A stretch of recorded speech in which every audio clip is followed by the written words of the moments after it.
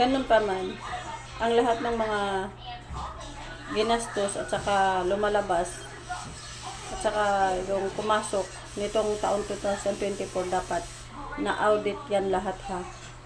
Tapos, ipagkumpara natin noong 2023 at saka 2024 para mayroon din tayong pagkumparahan sa 2025 kung umunlad ba ang bansa natin o hindi, o nagmura ba ang ating mga bilihin o hindi. Dapat ang lahat ng mga bilihin dapat naka yan, naka-record lahat yan kung bumaba ba ito o tumaas, o nagkaroon ba tayo ng maraming mga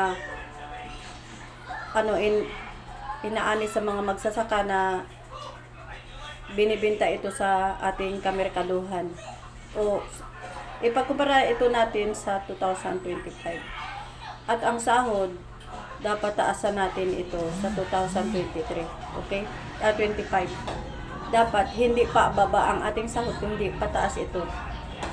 At ang lahat ng ating pinagkakitaan sa ating gobyerno dapat paigtingin natin ito para ang pundo natin hindi magkulang, ang kinikita sa ating kabansataong bayan madagdagan. Okay? Yan ang dapat natin gawin. At ang lahat ng mga empleyado dapat bilangin natin yan ha. At ang building paupahan dapat gawin natin yan.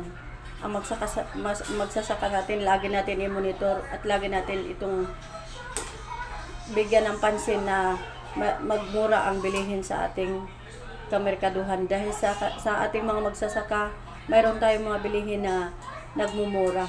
Okay? Hindi natin sila hayaan.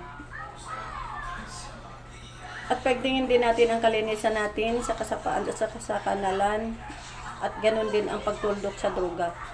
Dapat natin ang lahat, i-record natin yan lahat para mayroon tayong pagkumparahan sa 2025.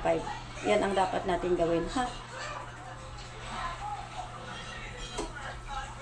At ang lahat ng mga kagamitan, dapat i-record din natin, i-monitor natin kung ito ba ay may mga sira o hindi. Dapat lahat atin yang i-audit at saka atin yang i-record para mayroon tayong pagkumparahan, inuulit ko, sa 2025. Okay? Yan ang dapat natin gawin.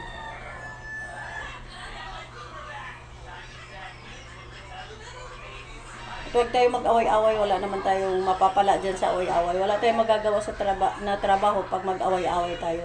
Kung ano yung problema, solusyonin natin ng tama, ng padahan-dahan, at walang sigawan. Okay?